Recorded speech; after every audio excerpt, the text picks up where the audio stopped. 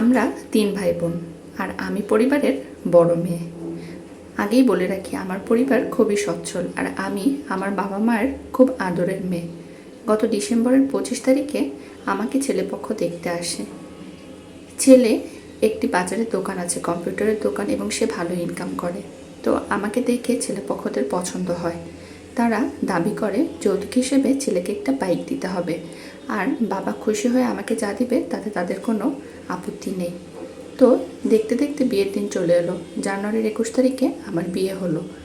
আমার বাবা আমাকে 5 ভরি স্বর্ণ গহনা, তারপরে 20,000 টাকার একটি আলমারি, 30,000 টাকা দামের একটি খাট, আর আমার জামাইয়ের জন্য 5 লক্ষ টাকা দিয়ে একটি বাইক কিনে আমার সাথে পাঠিয়ে দেয়। তাছাড়া আরও যাবতীয় যত কিছু দরকার সব কিছুই দেয়, কিন্তু কম্বল দিতে ভুলে যায়। আর আমাদের এলাকার নিয়ম অনুযায়ী মেয়ের বাড়ি থেকে শুধু শাশুড়ির জন্য খাবার পাঠাতে হয়। তো আমি গেলাম আমার শ্বশুর বাড়িতে। আমাকে দেখে তারা এমন ভাব করলো আর এত অপমানজনক কথা বলল যে আমি তাদের 14 গোষ্ঠীর জন্য খাবার কেন পাঠাই নাই। আমি নতুন মানুষ, তারা যে আমার সাথে এমন ব্যবহার করবে আমি সেটা কখনো চিন্তাও করতে পারিনি। তো যাই হোক, পরের দিন সকালবেলা আমাকে আমার ননদ শাশুড়ি তাদের ঘরে ডাকলো, ডেকে বলল, এটা তোমার সংসার, এখন থেকে তোমাকে সব কাজ করতে হবে। তারা আমাকে জানিয়েছিল বিয়ের আগে তাদের পরিবারে 2 জন ঘরের কাজ করার জন্য লোক আছে। তো এখন মানে শ্বশুরবাড়ি যেয়ে দেখি শুধু নামমাত্র একজন কাজের লোক।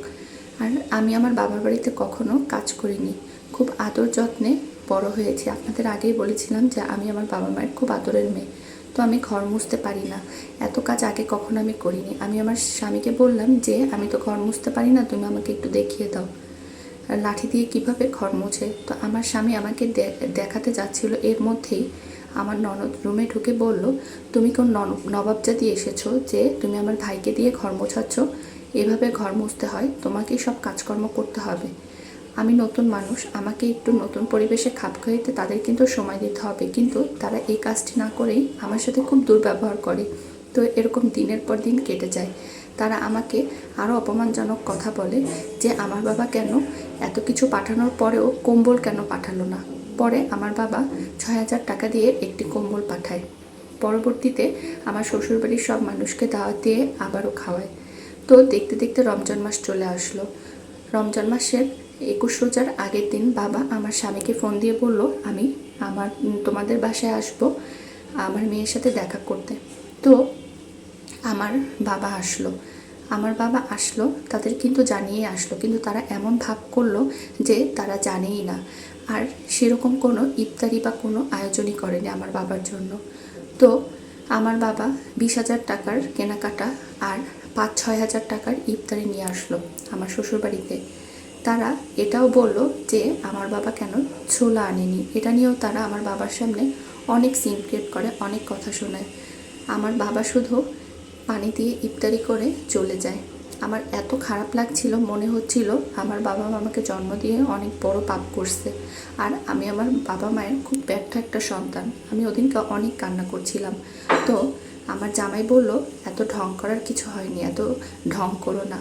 আসলে শ্বশুরবাড়ির শ্বশুর শাশুড়ি ননদ আমাকে অনেক খারাপ খারাপ কথা বলতো, কিন্তু আমার জামাই কখনো প্রতিবাদ করেনি, কখনো তাদের বিরুদ্ধে কথা বলেনি। আমার ননদের বাড়ি আমার বাবার বাড়ি আমার শ্বশুরবাড়ির পাশেই।